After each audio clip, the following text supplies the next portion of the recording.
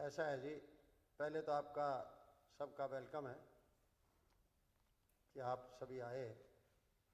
मैंने ये सुना है कि कई जगह आज पीसी चल रही हैं, तो उसमें से आपने टाइम निकाला। और दूसरी बात मैं कहना चाहता हूँ कि पॉलिटिकल खबरें तो छपती रहती हैं, लेकिन मैंने आज अपने पुराने स्वभाव के हिसाब से और मेरा जो इंटरेस्ट रहा है उसके हिसाब से आज मैं आपके सामने जो हमारी स्टेट यूनिवर्सिटीज़ हैं, हरियाणा गवर्नमेंट यूनिवर्सिटीज़ हैं, 23 यूनिवर्सिटीज़ हैं, 23 यूनिवर्सिटीज़ हैं जो आज के दिन हरियाणा में सरकारी यूनिवर्सिटी का रूप लिए हुए हैं। और इनमें से 22 यूनिवर्सिटीज़ जिनको पहले सरकार ग्रांट देती थी, अब पिछले 22-23 के फाइनेंशियल ईयर से और विशेष करके थर्ड और फोर्थ क्वार्टर से ग्रांट बंद करके लोन दिया जा रहा है। और इस लोन की वजह से पिछले सालों में अब तक यूनिवर्सिटीज़ पर जो है 6,625 करोड़ और 82 लाख रुपए खर्च हो चुके हैं। खर्च होने का मतलब है कि यूनिवर्सिटीज़ के ऊपर एक ऋण, एक कर्जा जो है बोझ बन चुका है। संक्षेप में कहना चाहता हूं कि यूनिवर्सिटीज़ कर्जे में डूब रही है। कारण मैंने आपको ये बताया था कि हरियाणा गवर्नमेंट का जो फैसला हुआ पहले 2022-23 में हुआ,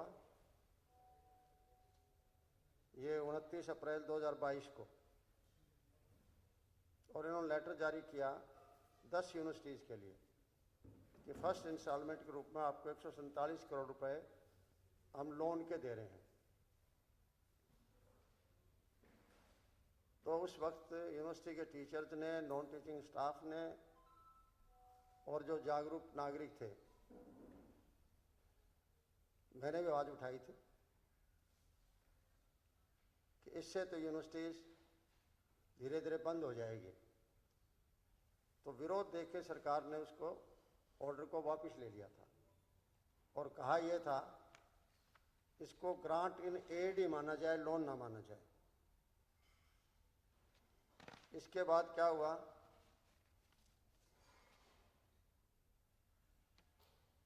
फिर भी इन्होंने जो है अपना जो एक्सपेंडिचर जिसमें हेड आता है उसमें नॉन रेकरिंग एक्सपेंडिचर का कह के और एक स्पष्ट रूप से ना कह के उसको लोन ही जारी रखा ग्रांट इन एड की बजाय। क्योंकि इसमें यह था कि 2 हेड्स हैं अलग अलग फाइनेंस डिपार्टमेंट से, जिस हेड से ग्रांट जारी होती है और लोन जारी होता है। तो ग्रांट तो जारी होती है, फाइनेंशियल हेड जो होता है वो 2202 से, और जो लोन जारी होता है वो 6202 या इसे अबो के हेड है उनसे जारी होता है। और यूनिवर्सिटीज़ ने जो ये लोन दिया है सरकार ने, इसमें से अब तक जो है 5416 करोड़ रुपए तो खर्च कर चुकी हैं। मतलब पहले बजट एस्टिमेट बनाए, फिर बजट को रिवाइज किया, फिर फंड अलॉट किए और फिर उन्होंने क्वार्टर वाइज खर्चा किया। तो 5416 करोड़ रुपए जो है, 5416 करोड़ रुपए यूनिवर्सिटी खर्च कर चुकी है। और रिमेनिंग अमाउंट है, आई एम श्योर कि फाइनेंशियल ईयर ये जो चल रहा है ख़त्म होगा इतने तक वो रिमेनिंग अमाउंट भी खर्च हो चुकी होगी। मतलब कहने का कि ये साल जो अंत होगा तो कम से कम 6,652 करोड़ 6,625 करोड़ के कर्जे में यूनिवर्सिटी डूबी हुई होगी। अगली बात मैं कहना चाहता हूं आपको कि फिर एक बार 2023 में आवाज़ उठी थी, जब 2022 के लास्ट जो क्वार्टर थे उनको जो लोन में कन्वर्ट किया, फिर आवाज़ उठी और फिर सरकार ने क्या जारी किया उसमें कि हम डायरेक्ट करते हैं यूनिवर्सिटीज़ को कि अपने सोर्सेज खुद जनरेट करें। और जनरेट में मतलब फनी बात क्या आ रही है कि आप पैसा रेज करें, किससे करें? अपने अलुमनाई से, अपने जो एक्स स्टूडेंट रहे हैं, आपके छात्र रहे हैं, उनसे जनरेट करें, CSR से करें, कॉर्पोरेट सोशल रिस्पॉन्सिबिलिटी से। जबकि आपको पता है कॉर्पोरेट हाउसेज खुद अपनी प्राइवेट यूनिवर्सिटी बनाए बैठे हैं। हरियाणा के अंदर काफ़ी प्राइवेट यूनिवर्सिटीज़ हैं जिनको कॉर्पोरेट हाउसेज चला रही हैं। बहुत बड़ी बड़ी यूनिवर्सिटीज़ हैं, 2-3 तो सोनीपत के अंदर ही है। तो जो अपनी खुद यूनिवर्सिटी चला रही हैं वो CSR में आपको पैसा कैसे दे देंगे? और आगे बढ़े कि पब्लिक प्राइवेट पार्टनरशिप, फिर आपकी यूनिवर्सिटी क्या रह जाएगी? अगर आप PPP मोड में आ गए तो फिर सरकारी यूनिवर्सिटी आप कैसे कहोगे उसको? और इससे आगे भी कहा कि रिसर्च से कमाएं, पेटेंट्स दे के कमाएं, और वो जो लैंड आपके पास अब तक बची हुई है सरप्लस, उस लैंड का आप कॉमर्शियल यूज करें। मतलब कितनी एक डेरोगेटरी लैंग्वेज है। और यूनिवर्सिटी जैसे सारी यूनिवर्सिटी है, एग्रीकल्चर यूनिवर्सिटी है, आप लोगों बहुत लोगों ने पुराने में देखी है, 9,000 एकड़ से फालतू जमीन है उनके पास। इसका मतलब क्या है कि जहां वहां 200-400 एकड़ में आपका कैंपस है, उसके बाद जितना बची हुई है वो जमीन का कॉमर्शियल यूज करें। कैसे करें कॉमर्शियल? इसका मतलब यह है कि यूनिवर्सिटी की जो दीवारें सड़क के साथ लगती है वहां दुकानें खोल दें। क्या यूनिवर्सिटी रह जाएगी? क्या कैंपस रह जाएगी? भाई आप यूनिवर्सिटी पर यूनिवर्सिटी खोलने पर क्यों लगे हुए हैं? अगर आपके पास पैसा ही नहीं है तो 23 यूनिवर्सिटी, इसमें बता दूं, एक यूनिवर्सिटी को अभी ग्रांट मिल रही है, वो है स्पोर्ट्स यूनिवर्सिटी राई। टोटल 23 ही है, मैंने जो 22 का मेंशन किया है, 22 को तो लोन दिया जा रहा है, 23 में एक यूनिवर्सिटी है स्पोर्ट्स यूनिवर्सिटी राई की। और ये जो मुझे आंकड़े मिले हैं ना, ये मिले हैं department wise budget status report. जो डिपार्टमेंट वाइज बजट की स्टेटस रिपोर्ट होती है फॉर प्लान स्कीम्स 2022-23, 23-24 और 24-25 से आंकड़े मिले। गवर्नमेंट इनकार नहीं कर सकती। जिस किसी को वो आंकड़े भी देखने का किसी का इंटरेस्ट है तो मैं वो भी आपको मेल पर भेज दूंगा। मैंने पिछले 1 महीने से इस काम में लगा हुआ था, बार बार मुझे वेरीफाई करना पड़ा।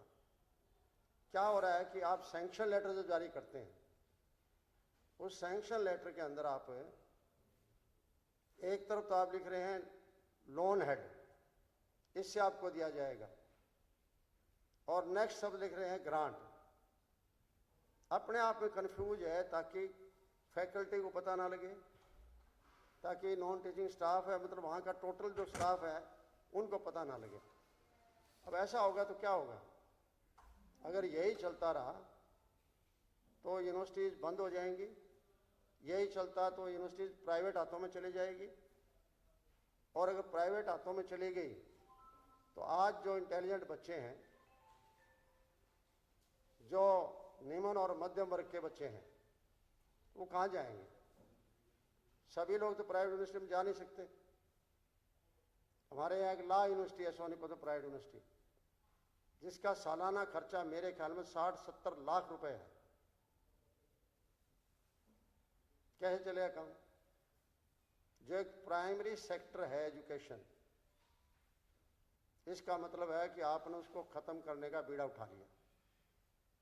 इसलिए मैं आह्वान भी करता हूं यूनिवर्सिटी टीचर्स को, नॉन टीचिंग स्टाफ को, स्टूडेंट्स को, सोशल एंड पॉलिटिकल ऑर्गेनाइजेशंस को, कि आप एक कदम आगे बढ़ें और fight for the future of the state universities.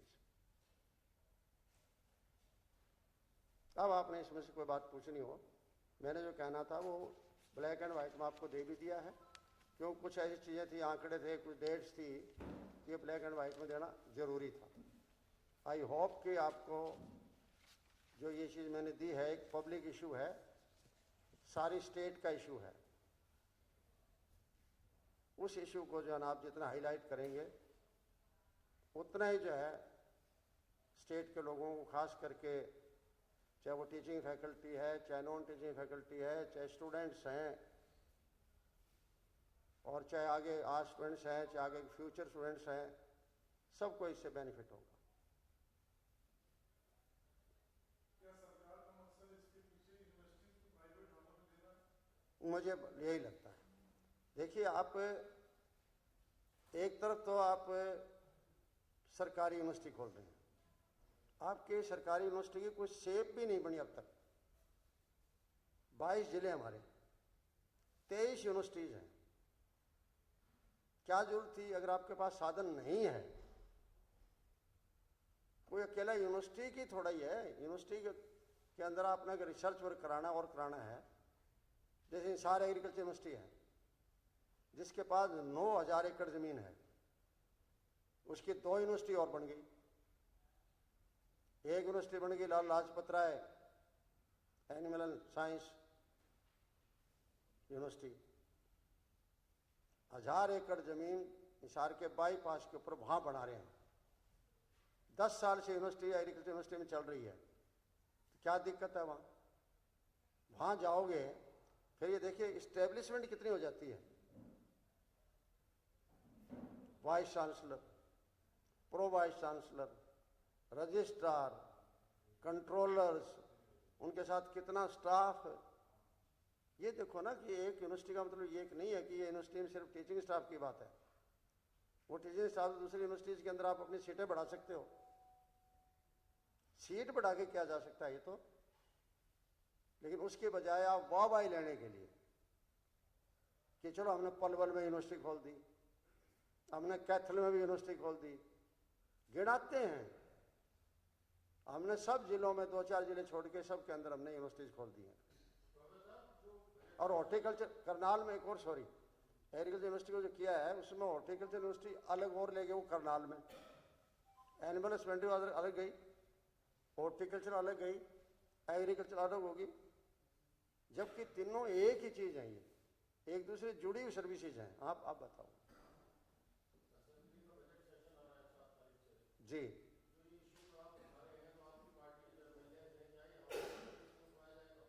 नहीं, I would appeal to them कि वो इस इशू को उठाएं।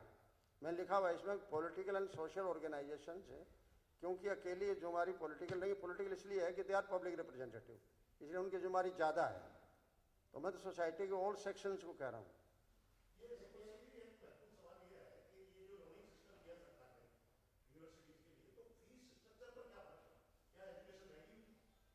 नहीं, ओबियसली जब आप लोन देंगे और आप कह रहे हो ना कि सेल्फ डिपेंडेंट बने आप, तो इसका मतलब क्या है सेल्फ डिपेंडेंट का? कल को आपको या तो आपके फैकल्टी आधी रह जाएगी, आप फैकल्टी नहीं रख पाएंगे पूरी, क्यों? खर्चा आपके पास नहीं है तो। और दूसरा ये है कि दूसरा तरीका ये है कि आप बढ़ाने का है। अब बताइए इन तरीकों से पैसा आ सकता है क्या? क्या कोई एलुमनाई देगा क्या पैसा? क्या CSR में कोई कॉर्पोरेट हाउस देगा पैसा? कोई? क्या जो जमीन है उनके पास फालतू बच गई है, कॉमर्शियल यूटिलाइजेशन, आप मुझे बताओ, आप सभी लोग, चलो मेरे जैसे आदमी ने यूनिवर्सिटी में नहीं पढ़ा है, मैंने तो कॉलेज में PG कर ली थी, सब कुछ कॉलेज में ही कर लिया था, पढ़ा भी कॉलेज में लिया था, मैंने यूनिवर्सिटी में नहीं गया था। तो उसके बाद बहुत बार जाने का मौका मिलता है, और आपको तो बहुत को मौका मिला होगा। तो यूनिवर्सिटीज की अगर ये शक्ल हो जाएगी तो फिर यूनिवर्सिटी क्या रह जाएगी? फिर इससे पहले यूनिवर्सिटीज को लोन कभी पैसा दिया किसी सरकार है? इससे पहले यूनिवर्सिटीज को लोन कभी किसी सरकार नहीं, पहले नहीं दिया, पहले ग्रांट यूनाइटेड दिया और यूनिवर्सिटी भी थोड़ी होती थी, कम होती थी। अब यूनिवर्सिटीज इन्होंने इतनी बढ़ा दी पॉपुलरिटी के लिए, एक सिंपल पॉपुलरिटी के लिए कि देखो हमने आपके ज़िले में बना दी, यूनिवर्सिटी बना दी, आपके ज़िले में ये बना दिया, आपके ज़िले में वो बना दिया। और जब बजट की बात कह रहे थे, जैसे मैं कह रहा हूँ भाई, अपील मैं कर रहा हूँ सभी लोगों को अकेले हमारी पार्टी नहीं, दूसरों से भी, क्योंकि देखो जो भी रिप्रेजेंटेटिव पब्लिक का है, ही शुड फील कंसर्न कि जो कुछ हो रहा है उसके बारे में मुझे बोलना चाहिए, मुझे बताना चाहिए, चाहे मेरी सरकार ही हो, चाहे मेरी विरोधी सरकार है या मेरी है। विरोधी तो किसी की होती नहीं, वो स्टेट सरकार होती है, स्टेट गवर्नमेंट होती है। और उसके लिए इशू उठाने के लिए मैं तो कहता हूं कि सभी को इस इशू को उठाना चाहिए। और मेरा यही रहेगा कि ये तो एक है बड़ा इशू हो गया है, अब यूनिवर्सिटीज़ के अंदर इतने और इशूज आए हुए हैं इसी वजह से, ये लोन की वजह से, वो मैं डिफरेंट प्लेटफॉर्म पर उठाता रहूँगा। और बजट की जो आप कह रहे हो, अब बजट की मॉनिटरिंग करना मैं अपना मेरा दायित्व समझता हूँ, बजट की मॉनिटरिंग भी करूँगा। अब तक मॉनिटरिंग का सिस्टम नहीं आया है, ना किसी ने कोई प्रयास किया है। इन दिनों में मुझे काफ़ी खाली टाइम मिल गया था, इसलिए मैंने काफ़ी इसी बात पर स्टडी करी है। सर, आपकी जो पार्टी है, पार्टी संगठन नहीं है, हाउस में नेता विपक्ष नहीं है, आप लोकल बॉडी इलेक्शन चल रहे हैं, तो क्या हाईकमान से आप लोग इतने सीनियर लोगों को मंत्री आप रहे हैं, तो कैसे मतलब आगे कैसे लड़ाई लड़ी जाएगी? देखिए कई बार क्या होता है, इस चुनाव में क्या हुआ कि पहले जैसे पार्लियामेंट के चुनाव आ गए, फिर असेंबली के चुनाव आ गए, फिर उसके बाद महाराष्ट्र के, झारखंड इनके चुनाव आ लिए, अब ये निगमों के आ लिए। आई होप कि ये चुनाव खत्म होने के बाद जो है ये चीज़ें जो कमी रह रही है पार्टी की, वो हमारी हाईकमांड जो इसको पूरा करेगी। I hope.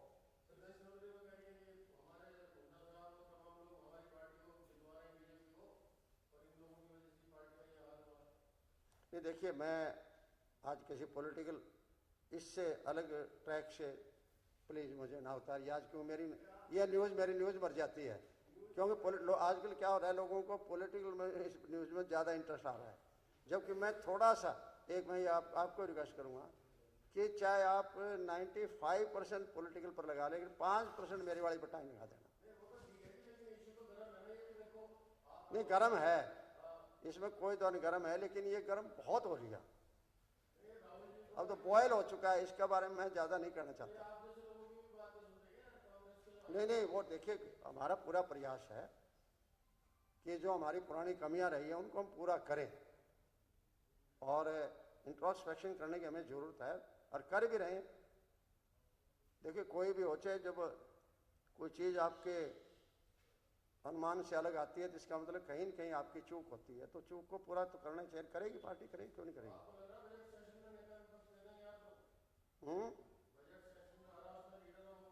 देखो आपने जरूर देखा होगा 91 से 96 अपोजिशन लीडर, जब चौबे बदनाल जी चीफ मिनिस्टर थे, कौन था अपोजिशन लीडर?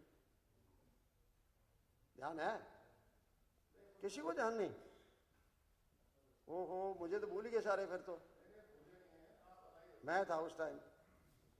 और मेरी मतलब अगर आप देखोगे, अब तो ऑनलाइन हो गया प्रोसीडिंग से, दिसंबर 92 की, उसे मेरा कंट्रीब्यूशन देखना, तो मैं प्रयास कर रहा हूँ मेरी पार्टी के लोगों को मैं तैयार करूँगा कंट्रीब्यूट करवाने के लिए।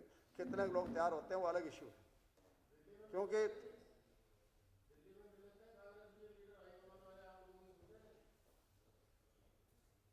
उन चीज़ों को छोड़ो। मैं तो कह रहा हूँ पॉलिटिकल बात जो है ना मैं नहीं करना चाहता आज। फिर कोई और वो टाइम आएगा, आज स्टार्ट कर दिया है मैंने, तो इसके बाद मिलते ही रहेंगे, करते ही रहेंगे बात कर को। लेकिन आज तो मेरा ये इशू है, मैं आपसे रिक्वेस्ट करना चाहता हूँ कि आफ्टर मैनी ईयर्स मैं आपके सामने पेश हुआ हूँ, तो मैं दिया गया स्टेट इशू है तो इसको प्लीज़ जितना हो सकता है आपसे, कुछ मेरा भी, कुछ आप अपनी स्टडी भी कुछ जोड़ें प्लीज़ करें घर।